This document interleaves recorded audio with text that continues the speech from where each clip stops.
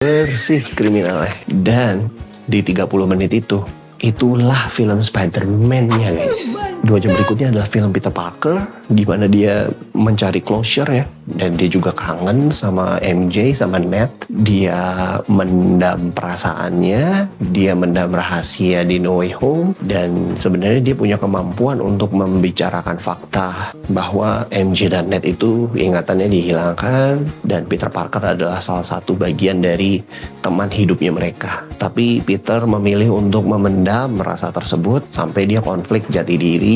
Gara-gara konflik jati diri, hormon mutasi laba-labanya itu lebih tinggi daripada sisi manusianya. Jadi dia jadi lebih kasar gitu ya. Pukulannya jadi lebih keras, dia nggak nahan pukulan, bahkan hampir ngebunuh orang. Gara-gara dia mendem perasaan. Itulah yang dinamakan pria tidak bercerita. Ketika pria tidak bercerita, jati dirinya geter-geter, bos. Emotional, damn it. Dalam diri geter-geter, pengen speak up gitu ya. Kalau mendem sendiri, stres sendiri, uring-uringan sendiri kayak Peter Parker. Tapi ketika pria bercerita, dunia hancur. Kemudian selain perjuangan Peter Parker yang melawan galaunya itu, dan juga masa kelam 5 tahun galaunya itu, film ini juga ngebahas soal kelanjutan MCU, yaitu membahas topik mutasi atau mutant. Dan di sini gara-gara Peter Parker itu mendam rasa, kemudian sisi laba-labanya meningkat, dia harus bikin alat yang bisa menetralkan mutasinya, menyeimbangkan mutasinya. Jadi sisi manusia dan sisi laba-labanya itu seimbang.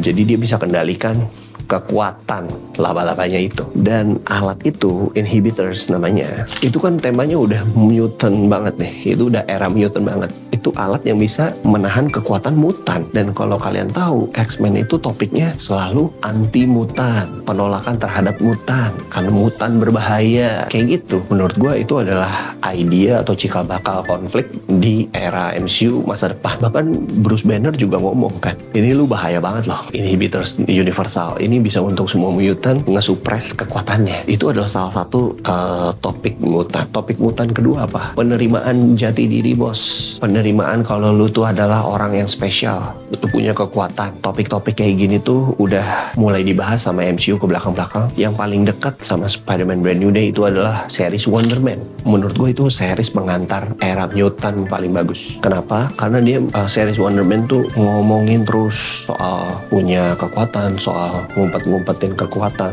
hidupnya harus kesana kemari biar nggak dideteksi sama pemerintah gitu ya.